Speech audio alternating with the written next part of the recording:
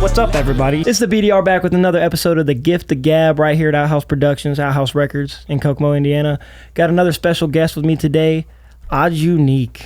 What is up, dude? Hey, how's it going, guys? What up, what up? Man, fuck, we've been working together for a long time, obviously. Kind of came out the same area, literally. You're my brother. But today it's BDR and Odd Unique talking, not Ricky and Caleb. Okay. You know what I mean? I want to get to know more about you as an artist that I don't already know from a personal level, and, you know, talk about some shit that's been going on in the world recently, specifically hip-hop. A little bit of sad stuff going down in Texas right now. And, you know, I always talk about UFC now. That's kind of the new thing I'm starting here. I love talking about MMA. I've been following it. And some crazy shit happened last night that we're going to get into. But first things first, we went over this a little bit earlier. I gave you a heads up. We got some questions for you because I want to get to know more about Odd Unique. Okay, And okay. The first one is, why did you decide to pursue music, and what has kept you committed since starting that journey? I think I decided to pursue music because I really wanted, I don't know, I've always been kind of drawn to making music, and so, I don't know, I think I couldn't really picture myself working a 9-to-5 job a lot of the time, there was just kind of like a connection I had with a friend group that I had at the time where I just feel like we were making music that was coming out of us really naturally. And it just felt like something that I felt like I could do and like maintain. And the response that I would get from the other people around me when they would see me like freestyle or rap, 'cause that's really what I did, especially when I first started music. I didn't write music for a really long time.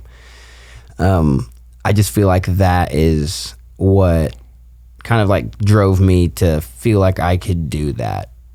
And what keeps me doing music is kind of a completely different feeling now, I feel like. I feel like now I'm halfway motivated to make it as a reflection of myself, and like halfway motivated to make it as like, I want people to hear my music and it be something that they can use to make themselves a better person or apply to their life or feel different about whatever, you know what I mean? Or, I don't know, I just feel like I'm not doing it so much for I guess it's kind of the same thing. Like, I'm still looking to elicit a feeling, but I feel like I'm a little bit more intentional with it. You know what I mean? I feel like I've kind of found that lane for myself. And so those two things kind of really are what keep me doing it.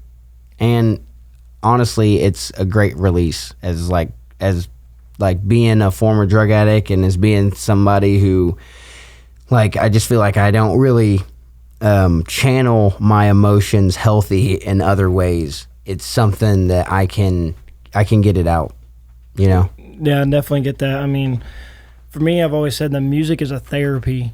And it's a therapy for me, and then by doing that, it kind of becomes a therapy for other people that can relate to whatever emotion I'm trying to elicit. And it's not always just negative emotion.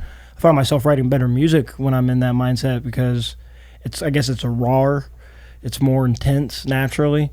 And then like happy music is fun to make, and it's kind of like something I can do any point in time in my life. And then internal music, you gotta like kind of attack in the moment. If I don't want to write something that makes me depressed unless I'm feeling towards that emotion, because then it feels like I'm letting it out and working through it in a positive manner versus just sulking in that emotion and feeling like unproductive. I can't feel unproductive, and I feel like when I do music, I should say, like, it's such a productive feeling.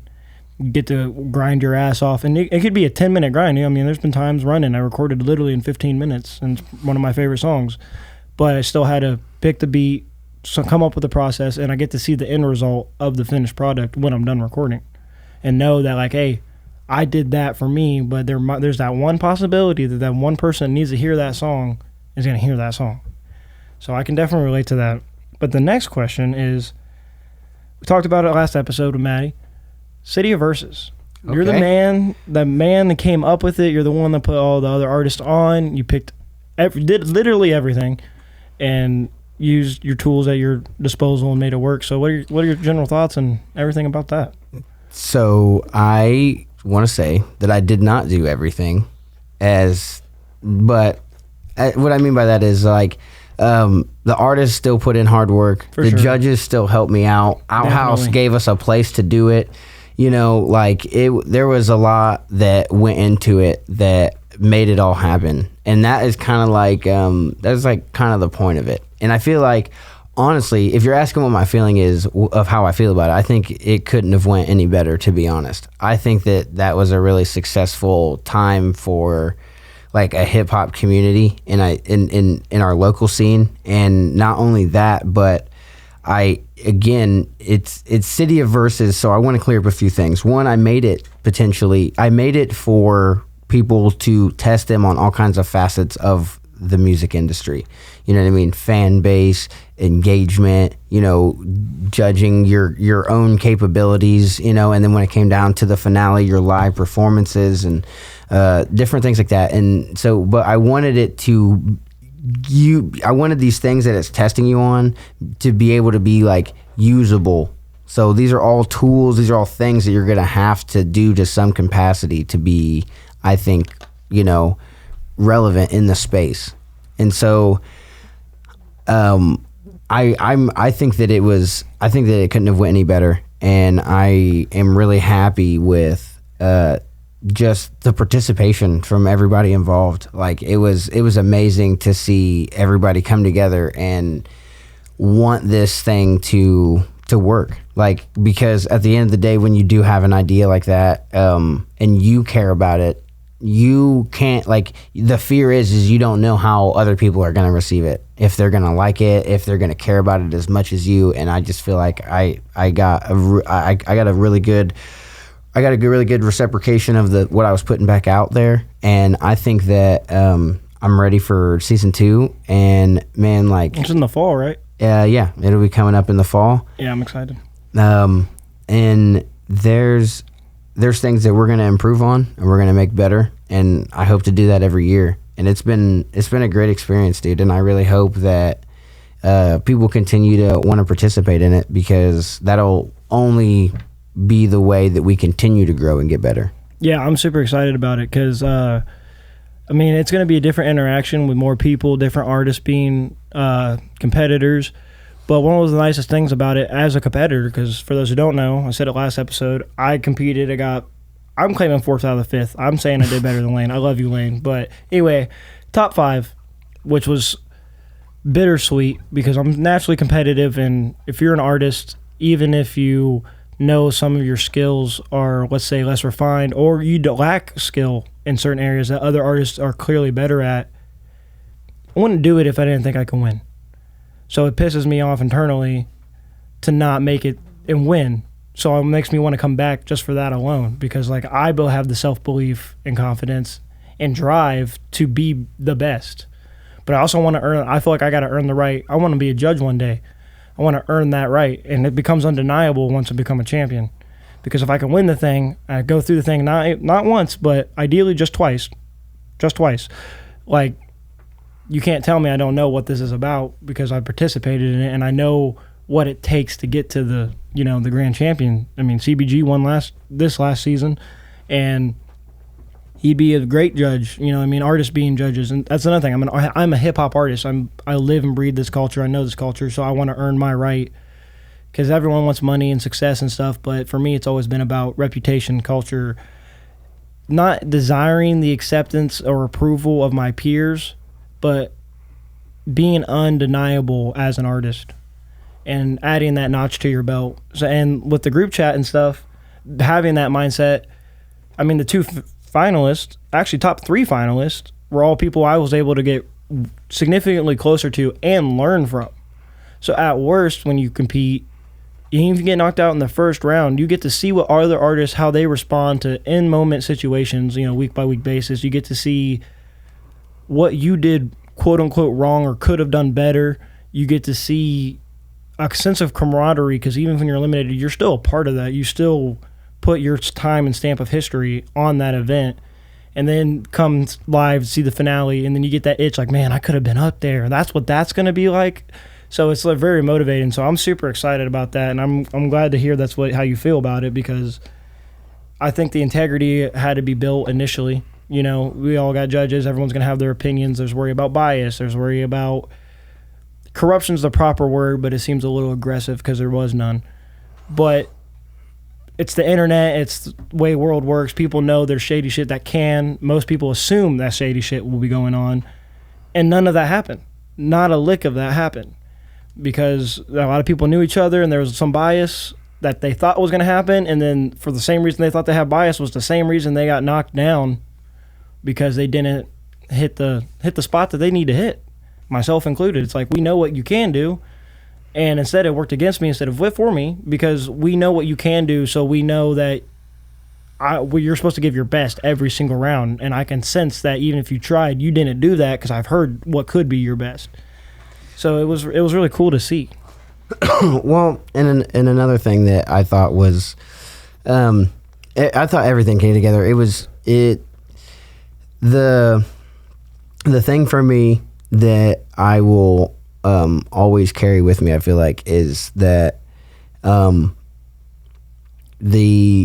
CBG offered for people to use his studio, because he felt like he had a better access to a studio than other contestants did, and he wanted them to have a fair leg in the race, and things like that just in a couple years we'll remember the champion. But those are the things that I will personally remember, because like we got to witness that behind the scenes. So as an artist, if you are listening to this, there's value in things that if you're lacking this or that people in your community are willing to help you. You just have to be able to make those connections.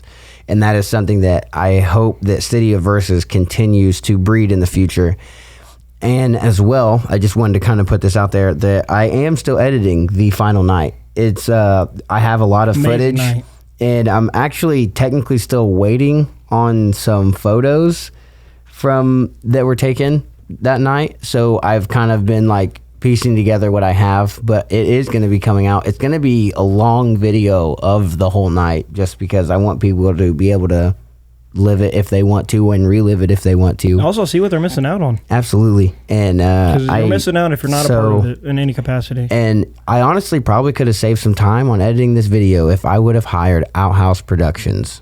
So just make sure that if you don't have the time and you got a busy life, hire Outhouse Productions. Well, that is me, actually. That's unintentional ad, but we're going into it because I will stamp my reputation on it. Right now, I was going to talk about this a little bit later, but it just makes sense. Maddie and I, we talked about it last time working on the music video. We've already started recording, and we're going to actually swim in my merch gear because we're recording the rest of the music video today. And fairly priced, probably underpriced for the quality that you get. So keep that in mind. Not even just locally, just in general. Hit them up. They have internet access. It's 2025. There's stuff that can be made across the globe, across the states. Just do your research. I implore you, and I can also vouch for it. But moving on, we got this event coming up that's coming after my show September 5th. We got Harvest Fest, number 11. Absolutely. I'm super excited for Harvest Fest this year. This is going to kind of be a 2-in-1, because you're going to be doing a lot of different things that night. So, a busy man. Tell me what's going on that night, because obviously at Harvest Fest this year, I am going to be doing a set with the BDR and we hope to bring to you some very exclusive shit. So yep. I'm definitely excited for that. And then I've also been asked to do a comedy set at Harvest Fest this year. And if that's not enough for you, I also will have a booth with some of my art that I will also be selling. So come out and make sure that you're supporting not only me, but just a lot of people that have looked forward to this every year. And we're definitely putting a lot of hard work into giving you something that is going to be amazing, like it has been for 10 other years before this. I can say that I've been to quite a few before they were even really numbered. and I will say that they've always been special. So and now they're even more special than they were before. And last year was the best year that I've had in a long time going to a fest. And that's the thing, you guys, it's free. You know, like you can come and experience this for free. So save your money on an entry ticket to Electrofest and come to Harvest Fest and come support some local artists because it's an amazing time. Yeah, I definitely missed out last year. I ended up being busy. I was going to go. It would be the first time I ever heard about it because I just now got to, enjoying and learning about Outhouse and stuff. So I didn't know about it. I was kind of in my own age group, my own like personal high school friends and stuff, and that's when I just started kind of breaking out, really taking music seriously and keeping the connections, but like realizing that, like, you guys are doing this, but I need to go into town and go meet people and build a repertoire and just experience life and stuff. So I missed out last year. I'm excited to be a part of the set, and because I was going regardless.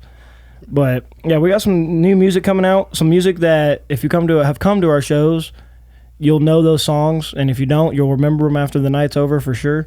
Great song. And I'm excited. I'm super excited because it's an intense thing. It's October 4th, by the way. October 4th. It is October 4th. Yeah. October 4th. Thank you, Maddie. That's what Maddie's here for. Yeah. And the flyer's coming soon. So yep. Be watching out. Help Maddie out. Send the list, bro.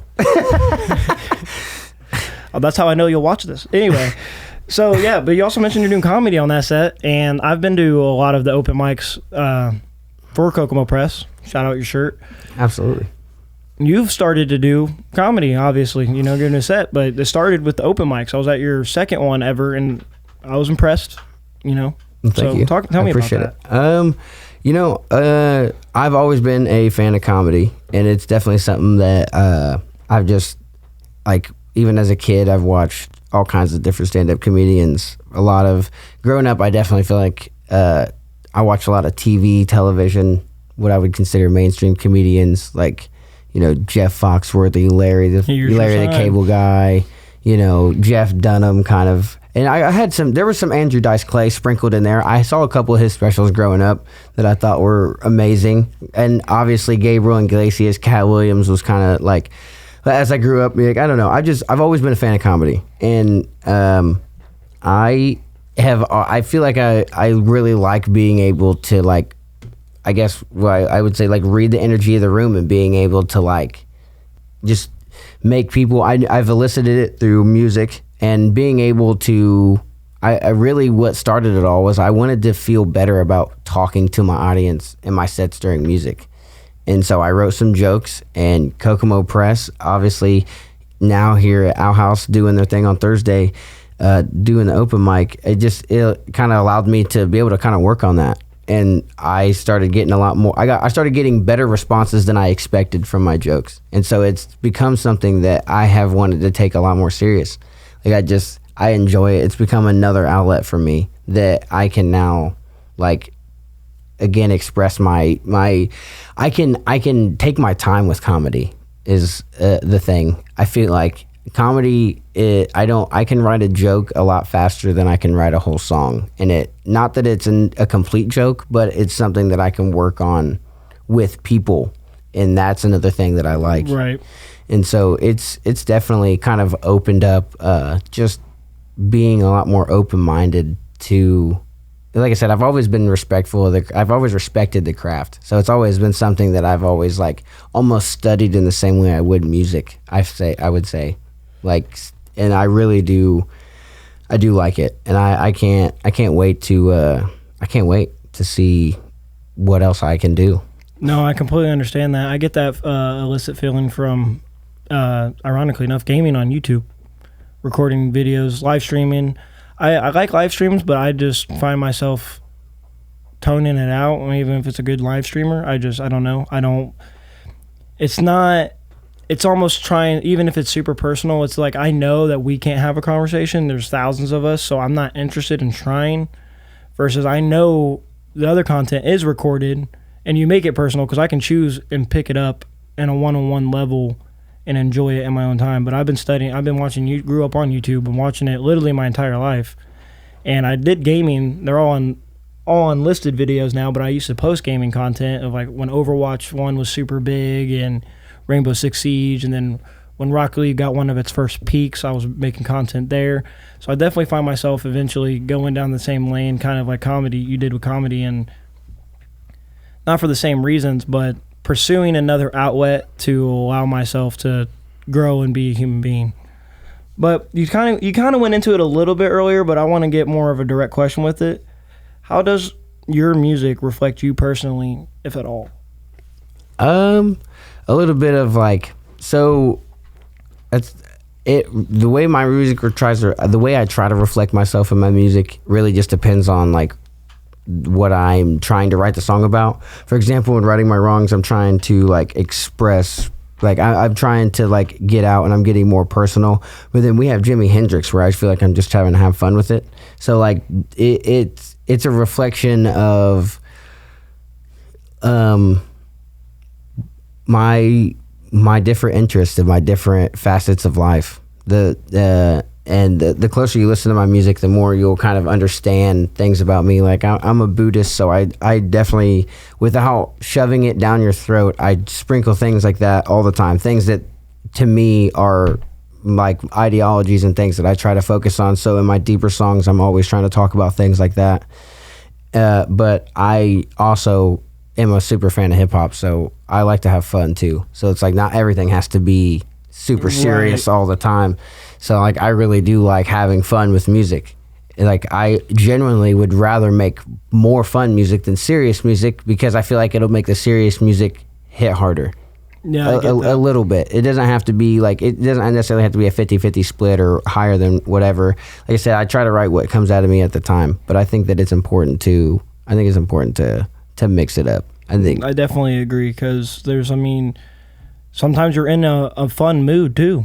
You know, we obviously digest a lot of music, not just hip hop, but a lot of hip hop as well. I mean, students of the game, and just seeing what's going on with the current climate.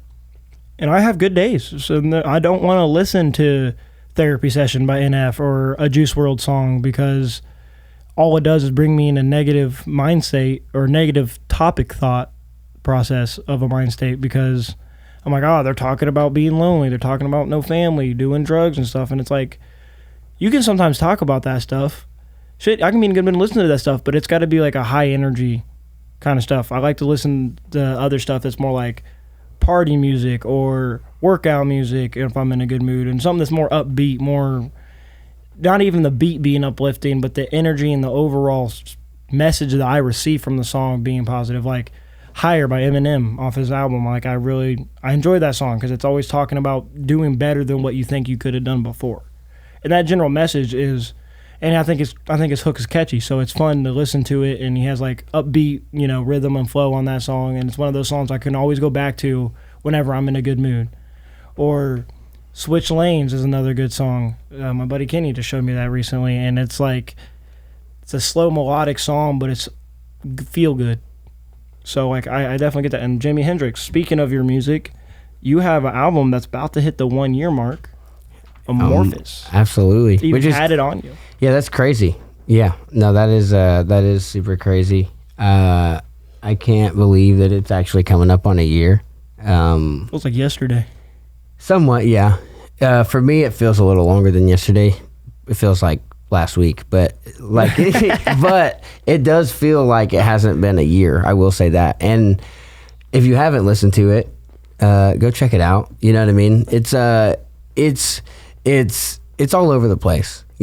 I wrote it in all kinds of different parts of my life, and it is supposed to represent my growth. Like when you hear my next project that I post on my channel, you'll understand what I'm saying. But really, it is supposed to be a representation of growth. I've had these songs in these states for so long, and it got to the point where I had written a lot of these songs from like when I had little to no knowledge about the music industry. So some of these beats I might not have wanted to change, or I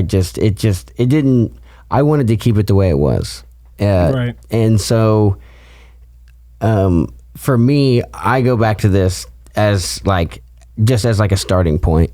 Like this is just a beginning. So like I said, if you haven't checked it out, go listen. There's some bangers on there.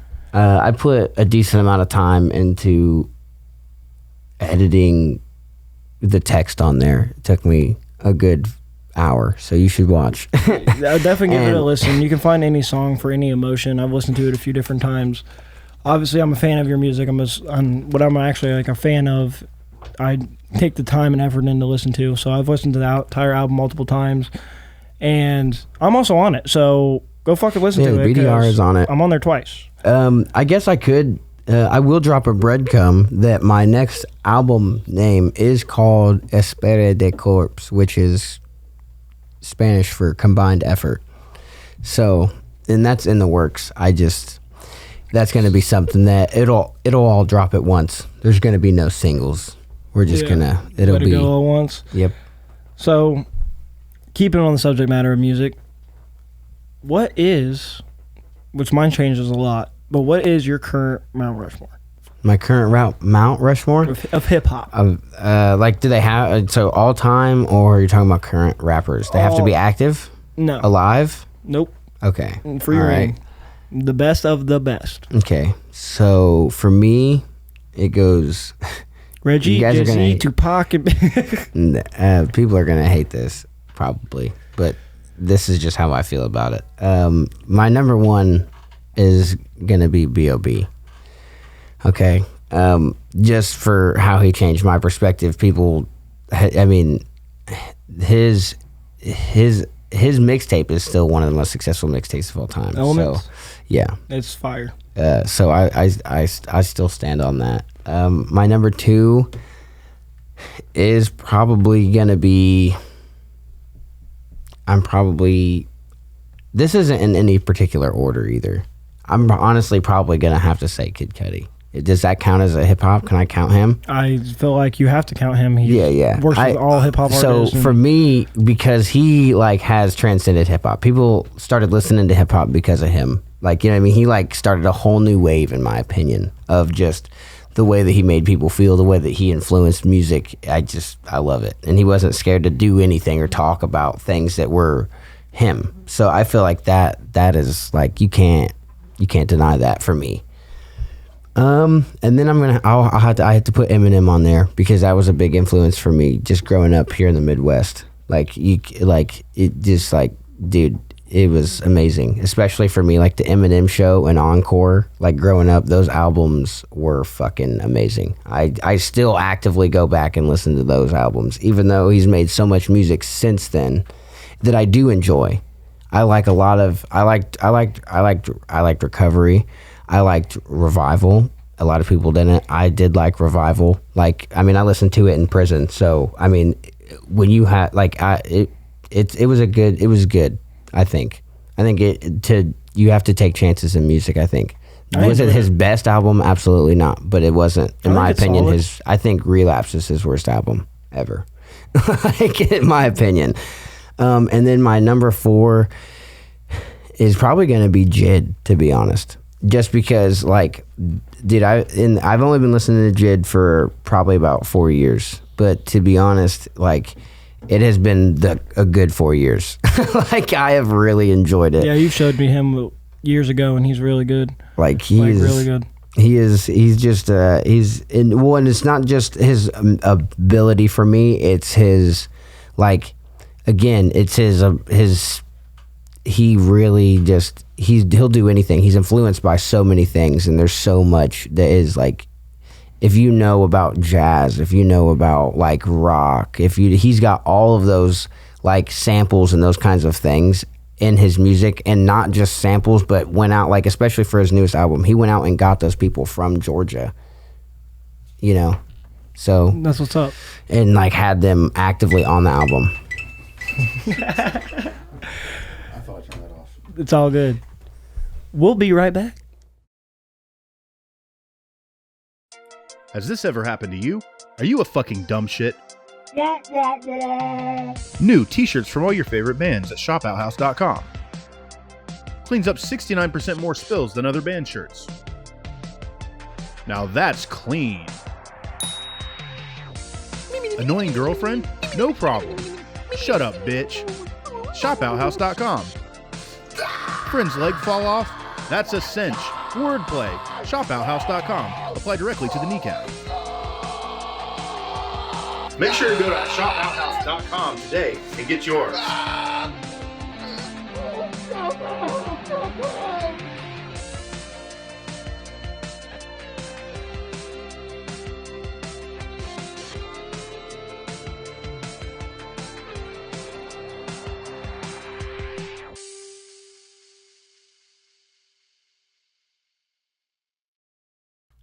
Welcome back, y'all, to the Gift of Gab podcast. We're here with Odd Unique, and we were talking about your Mount Rushmore, and we ended on Jid.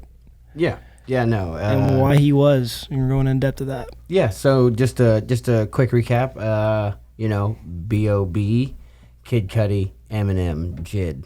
And I feel pretty solid about that. I actually, if you would have asked me a couple years ago, I probably would have said Khan instead of Jid, which is kind of, I don't know if a lot of people out there are going to know who that is, but K-A-A-N, I just really love. I've always loved his music. He can do anything, in my opinion.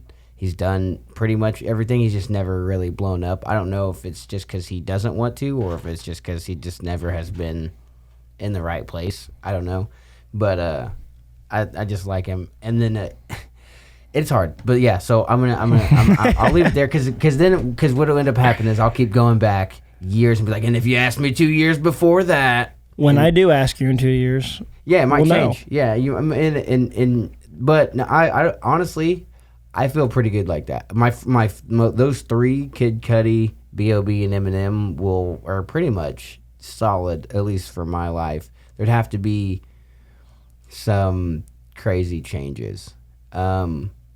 And honestly, my actual honorable mention is Corday, because my son's named after Corday. And I think he is an amazing artist. The only reason he's not on my Mount Rushmore is because he hasn't done enough work yet. He has 2 albums. You know what I mean? Like, I just want to see a little bit more before I put you on my Rushmore. Like, you know what I mean? Like, Jid has a crazy amounts of music, and he's doing just insane things. For me, right now, honestly, my Mount Rushmore would be, B.O.B. too. Fun fact, he's shown me a lot of music in my life, and we have a lot of similar tastes in certain aspects. But B.O.B., not because of Elements, though, but because of Underground Luxury for me. That was the first introduction to music of B.O.B. that I have, and we still in this bitch. I was literally in 6th grade jamming out with headphones down into music. Like, We Still in This Bitch is actually from his mixtape that he did before Underground Luxury. He put it on the album, but it was on his original mixtape. Oh man, don't make me do this. But you're making you do this. I didn't prompt you. I'm trying to think of. Keep going. I'm sorry. No, you're good. No, it's completely fine. No, but Underground Luxury, I remember listening to that. Coastlines is still one of my favorite songs of all time. I don't know, it's something about the beat and Coastlines is one of the greatest songs of John Doe, that hit me at a time multiple different ways. At first when I heard it just in a general sense and the surface levelness, and then obviously you had your trials and tribulations and being your little brother and just being a fan of music, being able to put my own personal story into it, understanding. And I don't know, there's not really a song on that album I don't like, and there's not very many albums I've listened to, and I've listened to a lot, especially recently, where it's like, I could skip that song, but you can put any song of Underground Luxury on for me, and it's like, I love this shit. Like Paper Out, like I can go on and on. And then Eminem, I'm a white boy that grew up in the trailer park. I mean, in the Midwest, it's kind of hard for me not to relate to his story and what he's doing. And also, he kind of helped me get the interest of, because being a fan, just a listener, and then listening to like interviews with him and kind of buying and believing the mindset of wanting the respect of your peers, and the way that he structured his music and finding the reasoning behind why I liked his music from his point of view kind of just grew on me more and more. And as I grow as an artist, it kind of is just like a base. For me, I guess I don't know who I'd leave off, but it'd either have to be Kendrick or J. Cole. I've I've had the privilege of like really actually seeing them grow as artists. I kind of got like I was listening to them before anyone was telling me about them kind of deal, and I've been able to see them grow and set out what they want to do and do what they say they're going to do in the manner that they're going to do it, and just watch them grow. And I like seeing a story, and it's a lot more fun being a part of the story at the beginning and seeing not even the end yet. I mean, with what Kendrick did last year and still doing this year, I mean, just talked about it last episode, he set a record with SZA for gross income basically off a tour, one tour, and like millions and millions of dollars. And like just seeing him being successful, and as I'm growing as a human being, being able to go back to their older music and relate to it in a different way. That's another thing that's like all these people are on my Mount Rushmore list is like, I can understand. It's like when you watch Family Guy as a kid, you don't get the jokes, and then you watch it as an adult and you're like, that's even more funny because I now understand it. And it was funny when I didn't. Absolutely. And then I don't know who my fourth one would be. I mean, I would want to throw them both on there, but I think honestly, I think Kid Cudi is a good choice because he's another artist that I can listen to his music pretty much any time and just feel good without trying to, and understand. Like I feel like he got his point across perfectly, and understanding what he's saying is really cool. Everybody at least likes one Kid Cudi song. That's what I think. And it's crazy because you can like any genre of music. Yeah. And if you haven't heard a Kid Cudi song, I'll make you listen to one and you'll like it. I swear to God. And it can be multiple of them. You'll end up liking more than likely. And then I'd honestly give you an honorable mention. I would, the body of work is the biggest thing. How long you've been doing it, but I don't really have a body. I don't have a online presence. That's what I'm saying. Show. Well, and multiple albums. But I'm also your little brother at the end of the day, and I listen to music that makes me relate, music that I can understand, and music that we have similar tastes and interests. So like it's more than likely going to be something I like anyway because we have a lot of interests. I mean, we do music, we can talk sports together, we also play games. So like we have similar personalities in a lot of key areas that would feed the reason that I would listen to music anyway. And then I think you're super talented. Like I don't think there's in many rappers that can hold a candle to your capabilities as a fan, not as a brother, but as a fan. And like there's a lot of people who are really talented, and that's like Joyner's another one. Like I could go on and on. Joyner, I mean, I'm just not that kind of. I'm just not that kind of rapper. I can be, but I'm just not. You know what I mean? I've seen the range as well. I try to be. I don't, and I'm not saying I try to be humble. It's just I literally like we were kind of talking about earlier. It's just more of a reflection of like my perspective as opposed to like right. I'm not necessarily looking out. I'm not looking to be the best rapper. I'm just looking to be a great rapper. And I completely understand that. See, and I'm that way, but I am looking to be the best rapper. I want to be undeniable. That's one of my goals. I want to be undeniable specifically in cultural impact. That's why I like throwing the shows. First off, they're like most fun I've ever had doing anything in my life is throwing shows and being a part of shows. There's something about being on that stage and knowing you provided a very solid and memorable experience for someone else, because it feeds my ego, but in a healthy way where I feel like I'm doing something positive and productive for myself and another human being and the community on top of that. Like I really believe like there's an undeniable hip-hop culture here now, more so than ever in Indiana, but in Kokomo specifically. 109 East Sycamore Street, Alice Records. Be there September 5th. But like specifically in Kokomo, like it started with Larry put some gas on the ground and then handed us the lighters and said, prove it to me that you like non-vocally said, prove it to me. Like from my point of view, he really demonstrated if you just put a half-ass effort in, literally half-ass effort. All I had to do was spend a couple hours of my day printing off some flyers and putting them around. And that very night, that very first week where we didn't, and it's on a Thursday night at 11 p.m. in an old, what used to be a fucking strip club. So it's not necessarily the most enticing venue to begin with, but with his name attached and myself and you did it as well, other artists putting flyers up, we got over 400 people in there on a Thursday night in the middle of like peak work week, peak work time. and even in the winter, because it started in November. So we're going into crappy weather, and we got over 400 people in there for one night for an open mic that wasn't even structured fully. And that kind of showed me that, like, there's something that we can create here as long as we just put some effort into it and care about it. No, absolutely. No, I definitely. And that's what I mean by I don't want to be the best. I want to be great in the sense of, like, dude, like City of Verses. My name is not attached to that at all because it has nothing to. It's not about me, right? And I'm a firm believer in that. Like when you talk about great rappers, like when people talk about Tupac or Nipsey Hussle, or they talk about even Kid Cudi, or you talk about Kendrick, it's not just about what they're doing rapping. It's also what they do in their community. Yeah. Like that is, to me, that's important. Like if you want people in your community to care about what you do, you have to care about your community. 100%. Mike Epps, I don't even know if he's from here, but I know what he's from Indy. He is from Indy. It makes more sense. Indy, I like Mike Epps, but I'm like a casual of him, like Mike Epps. Like, you know what I mean? Like I've seen his content. I've watched it. I know who he is. I know all the respect he gets from his other peers. So I appreciate the greatness, but I don't go out of my way all the time. But I'm not turning it off if it's on. But he, over the last few years, he's built the community up in Indy, building, restructuring homes and shit, and not like doing it to do a flip. I mean, I'm sure he's making money off of it, and if he's not, cool. If he is, cool.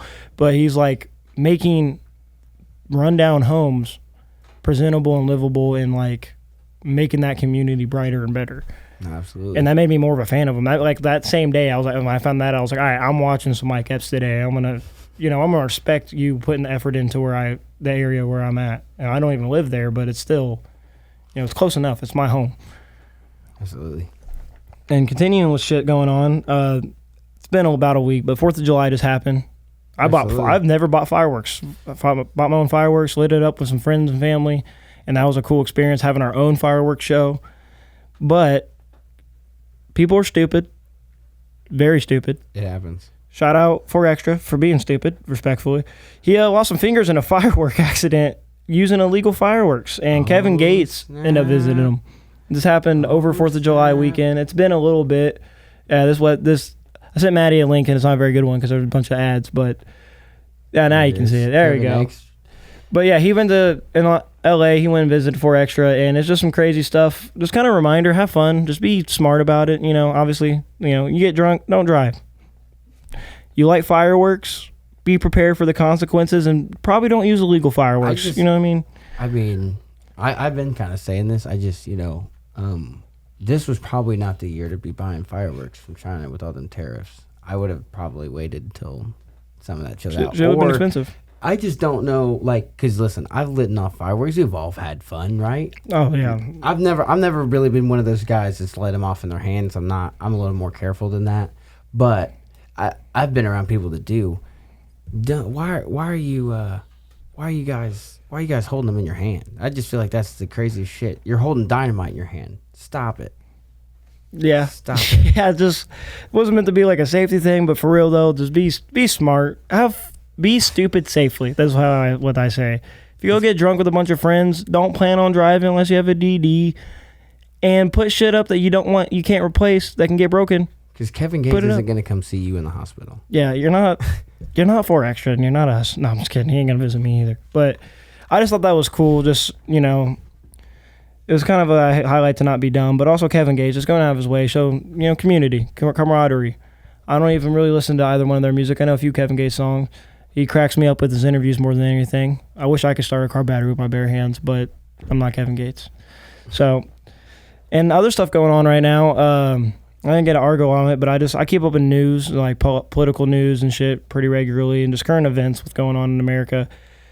The flood, as of yesterday, me reading it, in Texas, had a death toll of over 129 people, which I just thought was, crazy. So if there's anything anybody can do to go support them, help them out, donate money, just promote that something's going on down there, do your thing, look out for people. At the end of the day, they might be more than a hop and a skip away from me, but it's real shit going on. People are having issues, and I just want to kind of get the message across that just look out for your community, look out for other people, and it could be even across the world. Everyone has life going on. Just live the best you can. And on a more positive note, not a pay-per-view, but a fight night happened yesterday in UFC, and there was a knockout. There's like 8 of them. Okay. 8 or 9 finishes, and Derrick Lewis, who is the Black Beast, who I fucking love. He's so entertaining. He says some funny shit. He's just like so monotone, but he says some of the funniest shit. And, you know what happened? My balls were hot. Just like, it just, yeah. And this guy and him have some beef. So this fighter, he was 1-0 in UFC, if I remember correctly, and he's really skilled, but he kind of got rushed to the main event. And that's what Derrick Lewis was saying. He put him in the main event, and Derrick kind of took offense to that. Derrick wasn't he was the, lower on the odds. He was the underdog. So he felt disrespected, and he's actually been getting in shape and stuff. He used to be way bigger. He kind of like is the opposite of DC. DC got bigger afterward. He's gotten smaller during. So it's kind of interesting. He had a hell of a hellacious knockout. His eye got grazed by a knuckle, and he just wildly swung, or a left hook actually, and right on the button, like crazy. And then Ian Gary called out Bilal Muhammad in the welterweight division to fight him in Chicago, which neither one of them from Chicago, so I don't know why specifically Chicago, but he specifically stated, and there's drama going on with that, with Kamaru Usman's just came back from being on hiatus, and he won his fight, and him and Bilal had Bilal on the podcast, and they never released it because apparently they fought or some shit. And I just thought that was interesting. But yeah, no, Derrick knocked the fuck out of that dude, and it was. I think I seen a clip of that this morning, actually. Yeah, it was. Because he was stumbling around, wasn't he? Yeah. Yeah. I did see a clip of that this morning. Used the fence to climb back up, cheating his ass off, and then some ref was like, "Nope, all right, you can't even, work right. You're just hoping to get some footing underneath you, quite literally." Yeah, it was crazy, but that's just some of the shit I'm interested in. Like I said, we're gonna keep talking about UFC stuff. It's one of my passions. This is an outlet to get to know more people, have guests on, because it's hard to do a one-man show, and grow with the community and get to learn more, because I get to some of those questions I've never got an answer to asking you, and I know you on a personal level. So just imagine other artists that I don't know to that degree. I'm a reserved guy. But speaking of getting to know more artists, Too White just dropped a song. He did, and it was a really good song. It made me cry. I'm not even gonna lie. It genuinely got me teary-eyed. I was very empathetic to it. I was actually because I recently liked it, so I hopped in the shower this morning, and this song came on, and I actually really liked the hook. I doubled down on really liking the hook of this song. The thing is about songs like this is I really like his more emotional songs. I'm not gonna say I want to see more stuff like this. I actually not that I don't want to see him express his dad, but I mean I don't want to have to. I hate for somebody to have to go through this for them to get to the point where they're making this kind of music. You know what I'm saying? It's I'd rather him just make what he normally does. But I really love the fact that he is able to do this, and that he took the time to make this tribute. I think it's beautiful, bro. Yeah, and he didn't really love this song. And he hasn't been going out of his way to promote it too much and for the sensitive views. But I wanted to show it on here because I think it deserves the recognition. Absolutely, yeah. I live reacted to it yesterday. Yeah, it's insane. It's on Too White. Too White Rap's Good is his YouTube channel, but the dude's amazing artist. But this song was easy to relate to, even if you still have your dad. And that's kind of the concept. It's a tribute to his father who passed away this year. And you can tell thought, effort, care in every shot. Every scene matches up with the song that's playing. And it's you feel like Too White for a second. You know what I mean? You feel like you can. That's not a rapper. That's just another man talking right now, expressing himself. And that was a really good therapeutic thing. I'm glad he was able to actually express it. And I know he has other music he's working on that will probably have tones and subject matter of the same thing. But it was cool because he got second in City of Verses too. So seeing him in many different facets. It was really close. It was dumbly close. So many different facets though as an artist, and the quality of that the music video quality is top notch. It's a great music video. I just wanted to give some love to him because he's a cool dude. And say it again because I said it last episode. It's gonna be the new thing. He's an asshole and he knows it, and we love him for it. But yeah, I don't know. That just came out yesterday, Saturday. So And continuing on music, because I want to promote myself, tomorrow, which is July 14th, Just a Man comes out, which I just debuted for the first time ever at City of Versus, at our house. I actually have a video of it. No, I'm excited for people to hear that song from you. It's a really good song, man. I think it's a nice change of pace, and I think that it'll all the things that you're asking for. I think it'll help give you some of that. Yeah, I'm super excited about it. I think it's running was a level of artistry to show that, and that's what the music video is recording for, is like I can make fun, catchy music that has some personal expression in it, but not, it's surface level with deep undertones, but it's really a feel-good song. And then Just a Man was kind of an expression of how I felt as who I am at this point in time in my life. And I'm really proud about the song because I think it's a good, I don't know, I'm definitely going to shoot a music video for that one as well. I think it's just a really good representation. It's kind of like my Killing 'Em with Kindness remix. It's always going to be timeless to me. I don't think it's ever going to be inaccurate. You know, hopefully I'm not broker than a bitch my entire life. Not really broke now, but that feeling of being broke, because, I mean, there's the literal sense, but there's also the mental sense. No, I feel that. And when I was writing it at the time, that song, that's over a year process of writing. And then refining it to be from critiques I got through City of Versus and stuff, and then finally being like, I don't want this to time out in the sense of how I feel and how I feel like I can express the energy that I'm trying to convey with that tone of the song. But I think it's a song you can listen to with any emotion. I think it's a song that can put you in a negative mindset if you look at it in that sense, I guess, like the chorus of being this like, it's all I am versus, you know, that's all I am. You know what I mean? Yeah, absolutely. And then on the same side, because I've listened to it, because when I listen to my own music, and I listen to my own music a lot, I always kind of listen to it as if I don't know who I am. Like, I don't know what I'm trying to convey and stuff, and kind of listen to it in the sense of like, all right, this is some random person who's never met me.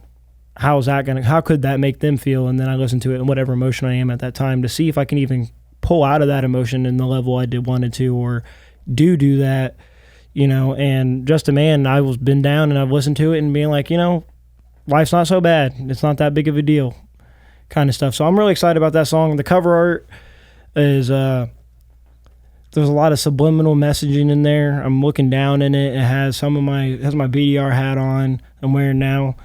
But it also has, our sister's dress who was passed. It has her dress in the background, and it kind of just, I don't know. It's very simplistic, but I'm really proud of it. Nice. Just because I just think it was just one really good shot with some subtitle over it. I just put Just a Man over it, and I think the simplicity of it is what makes it surprisingly emotionally driven, because it's, for me at first, it was no song that was coming out, and then I have 2 more songs coming out, so I got 3 songs dropping this month. Tomorrow we got Just a Man. Next week we have No Apologies with Fat J, and that's a fucking great song. I'm excited for that to come out. And then the following week, so next 3 Mondays, dropping another song I record with Fat J called Leveling Up, which is actually what you hear in the intro of this podcast. It's the hook of it.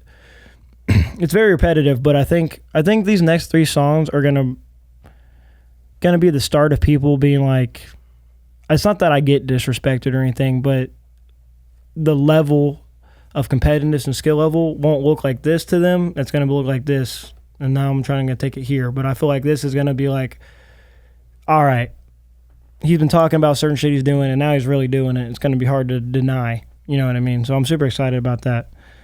But I don't know. I kind of went on a rant there, but I really had to promote myself because I'm really proud of the work I've been doing, and I've been working my ass off at my personal job, and that's a lot of fucking shit.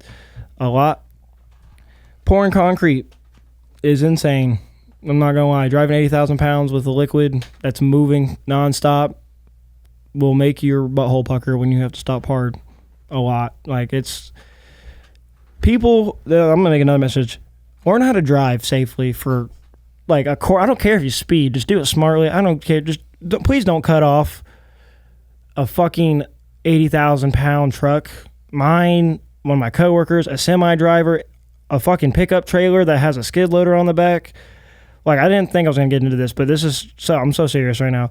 it is such a dangerous endeavor to do that, because the amount of stress you can put on a driver that cares about what they do, you immediately, the moment you do that, one of the first thoughts for most people is, I'm about to kill somebody, or I could have killed somebody. And now you have a driver who's stressed out and not comfortable because for at least even for 30 seconds, which is a long time for that much weight, but before and after for that minute or so. And we got to pay attention to what the fuck we're doing. We're supposed to be professional drivers. We got to make sure we're safe and we can do our job, and we're not inconveniencing anyone else more than we have to with having such a large vehicle. And yeah, anyway, moving on with life. I had to get that out though, because that shit has been irritating me since I became one, and it's just unsafe, and I really don't want on my conscience. If I'm going to murder somebody, I never would anyway. I want it to be intentional. I want to be deliberate about it. You know what I mean? I want to try to feel consciously good about it, and I don't want anyone else getting hurt. And I've seen a lot of people do some stupid shit. So there's that, I guess. Yeah, absolutely. But what do you got going on next? Well, technically I have a competition in September. September 6th. I'll be there. Yeah. And actually, Columbus, Ohio. I'm excited for that. It's one day. Best performance wins. So I think, I don't know if it matters about fan vote this time. But if so, I'm going to take it. So I'm not really worried. Yeah, no, I'm excited. I think you arguably won the last one. It was just they had some issues with the way they decided to do it, and it wasn't done wrong. I lost to somebody I deserved to lose to. I'm not. The guy you lost to was fucking amazing, deadweight. But no, and then other than that, and I'm just gonna be working on Harvest Fest stuff, and I